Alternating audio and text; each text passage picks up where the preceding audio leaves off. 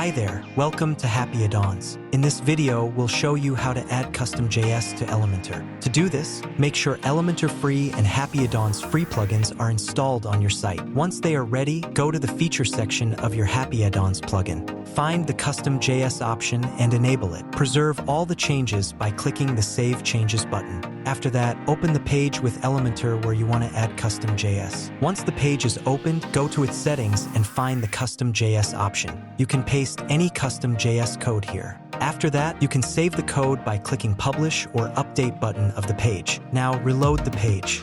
You'll see a pop-up created from your custom JS code. Then go to the preview page. You'll see the same pop-up on the front end as well. Thus, you can easily add custom JS to Elementor. But before ending, we'd like to share two specialties about custom JS. First, custom JS is page-specific. It will only appear on the page where you add it, not on other pages. Second, only admin users can access and use the custom JS feature, not others. Thanks for being with us till the end. Don't forget to subscribe our channel.